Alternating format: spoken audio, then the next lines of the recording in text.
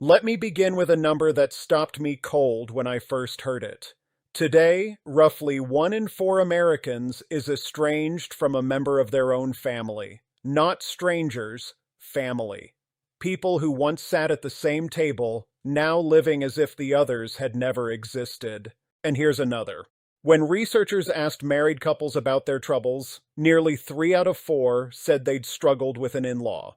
And when they looked closer at where that friction ran deepest, the same answer came back again and again, between a mother and the woman, or the man, her child had married. I've lived a long time, and in all my years of sitting with families, watching them gather, watching them drift apart, I've come to believe that most of this pain doesn't come from cruelty. It comes from one simple thing that good loving people get wrong. And tonight I want to tell you what it is, because I don't want it to cost you the people you love. So let me say the hard thing first, plainly. Your daughter-in-law did not marry you. Your son-in-law did not marry you. They married your child.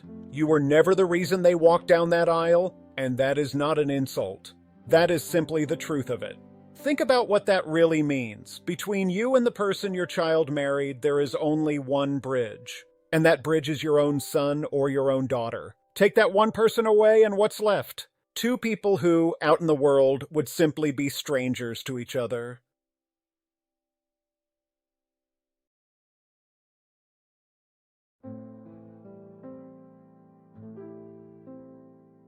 That's a strange thing to sit with, isn't it? We call them family. We give them that word the moment the wedding ends. But the warmth that word carries, the kind you feel for your own child, that isn't handed over with a marriage certificate. It has to be built slowly, and it may never look the way you hoped. So here is something I wish someone had told me long ago. A little discomfort between you and your child's spouse is not a sign that something has gone wrong. It's normal. It may even be the natural starting place. Expecting instant, easy closeness, that's the mistake, not the distance itself. I know how that lands, because so many of us carried a beautiful dream. She'll be the daughter I never had. He'll be like another son to me. It's a tender hope. There's nothing shameful in it. But I'll tell you gently what I've learned. A daughter-in-law who is truly like your own daughter is almost as rare as snow in summer. There may be a kind one, a warm one who calls now and then and means it, and you should be grateful for that, deeply grateful. But the moment you try to turn kind into exactly like my own, you begin asking for a love that was never promised to you. And waiting for a love that isn't coming only bruises the heart, one quiet disappointment at a time.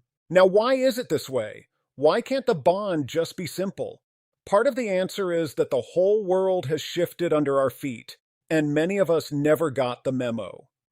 When we were young, the family ran on a ladder. The elders stood at the top, and everyone below was expected to climb up toward them, to defer, to honor, to fall in line. That was simply the order of things. But that ladder is gone. The young people in your family don't live on a ladder anymore. They live on level ground, side by side, where no one is owed obedience just for being older. And here's the painful part. You may still be living by the old rules inside your own head, while the world your children live in runs on entirely new ones. The ache you feel is the gap between those 2 worlds. So, picture an old grandmother of my acquaintance. I'll call her Eleanor. When her son married, Eleanor did everything right by the rules she'd grown up with. She called often. She gave advice. She showed up to help. In her world, that was love. That was what a good mother did. But in her son's home, those same gestures landed differently. The frequent calls felt like pressure. The advice felt like criticism. The showing up felt like intrusion. Eleanor wasn't doing anything wrong by her measure. She was just speaking a language her children had stopped speaking. And this brings me to the single biggest mistake I see loving parents make. When something needs to be said or asked or smoothed over, they go straight to their child's spouse directly. And that, more than almost anything, is where the trouble begins. Remember the bridge. The only true connection between you and your daughter-in-law is your son. So, when you need something, when you want to ask, to share, to mend, the path runs through him, not around him. If you have something to say to her, say it to your son and let him carry it. That isn't weakness. That's wisdom. Some of you are thinking, but why should my child be in the middle of everything? And I understand. But hear me. When you reach past your son to manage his wife directly, you put her in a place she was never meant to stand. The person who should be answering for that household is the one whose home it is, your child. And here is something you must brace yourself for, because it will sting. There will be moments when your child does not take your side, when you pour out your hurt to your son and he just listens and says nothing, doesn't defend you, doesn't agree. And in that silence you'll think, even my own child won't stand up for me. Let me ask you to see it differently. Your son is standing between the two women he loves most in this world. Pulling him to your side doesn't free him. It tears him in half. Speak your heart to him, yes, but don't make him choose. The moment you demand that he pick a side, you stop being someone he can talk to, and you become one more weight pressing down on him. That image has stayed with me. A person caught between two people they love, unable to please either, slowly going quiet from the strain of it. We do that to our children without ever meaning to. We hand them an impossible job and then feel betrayed when they can't do it. So let your son be your son. Let him love his wife without it costing him you. A child who feels free to love both sides will keep coming back. A child who feels torn every time he visits will, little by little, stop coming at all. Now I want to talk about something we don't like to admit, the quiet tug-of-war over who needs whom. In the old days, the elder held all the power because honoring elders was simply the law of the land. That law has faded, and so power in a family now flows in a different direction entirely. It flows toward whoever wants something less. Think of the grandchildren. Who longs to see them? Often, it's you. And who decides whether you do? The very person you've been at odds with. The moment you need something more than they need it from you, the ground tilts, and not in your favor. I'm not telling you this to make you feel powerless. I'm telling you because there is a way out of that tug-of-war, and it's the opposite of what your instincts scream. The more you grasp, the more it slips away. The more you reach for the grandchildren, lean on your son, push for the visits, the heavier you become to carry, and the further they drift.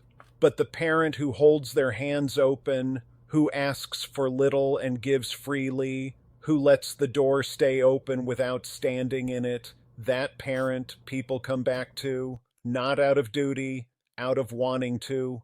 Loosen your grip and watch what returns to you. So what do we actually do? After all these years, I've come down to 3 simple things. Hold on to these, and I promise your later years will grow lighter. First, treat the one your child married as an honored guest. Not as a daughter, not as a son, as the most welcome guest in your home. I know guest sounds cold, but think of how we treat a guest we truly cherish. We feed them well. We make them comfortable. And this is the heart of it. We never lay our burdens on them, never demand, never resent the empty chair when they leave. That grace is exactly what your child's spouse deserves. Second, don't be the one who always reaches first. The calls, the visits, the invitations, the checking in. Let them breathe. I know the longing, but distance is what keeps longing alive. Come too close, too often, and longing turns into burden. Wait for them to reach for you, and when they do, take their hand warmly. That is the most beautiful distance there is. I learned this one in my own life, and it humbled me. For years, I called my children constantly. I told myself it was love, and it was. But one day I realized my calls had become something they braced for, not something they looked forward to. So I stopped reaching first. I held back, and the strangest, sweetest thing happened. They began to call me. Stepping back wasn't the same as drifting away. It was the very thing that let the missing me grow back. Sometimes the most loving thing you can do is take one quiet step back and leave room for them to step toward you. Third, set your expectations down. The expectation of a gift, of a phone call, of a thank you, a visit, a holiday spent under your roof. Every one of those quiet expectations is where resentment is born.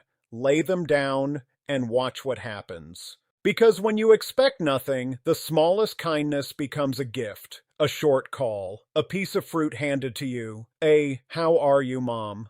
When you've let go of expectation, these little things light up the whole day. But when expectation is high, even great devotion looks like it falls short. Letting go of expectation isn't giving up on love. It's the very thing that lets love in. And here's the gentle truth underneath all three. The one your child married was never meant to be folded into your family like another one of your own. It's the other way around. You sent your child out to build a new family of their own. Their household is its own little country now, with its own ways. Honor its borders, and you'll always be welcome to visit. Cross them, and you'll find the door grows harder to open. Now, let me tell you what I believe is the real heart of all this. The thing I most want you to carry to bed tonight.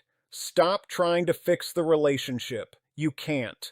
A relationship is not a thing you can bend to your will. But how much that relationship is allowed to shake you, that and only that is yours to decide. The secret, after everything, is almost embarrassingly simple. Live your own life. Let your son live his. Let his wife live hers. When each person stands in their own place, tending their own life, the grasping stops. And so does most of the hurt. The center of your life was never supposed to be your child's marriage. The center of your life is meant to be you. And here is what stops me cold, even now. Our whole lives we honored everyone else, our parents, our children, even the ones who married in. We rose before dawn, we worried through the night, we gave and gave and gave. But somewhere in all that giving, there was one person we never once honored, ourselves. So let me leave you with the same 3 small things. Turn towards you this time. Take 10 quiet minutes a day that belong to no one but you. Once a month, give yourself one small gift, just because you're worth it.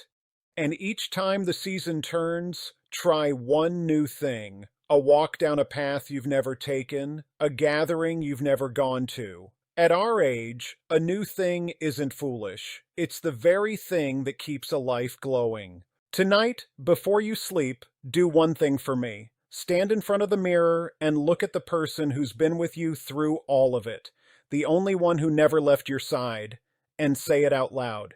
You did well. You really did. You stayed at your post to the very end, and no one had to thank you for it to be true. That's all. Just that. This is Dr. Sterling. Be gentle with yourself tonight. You've earned it.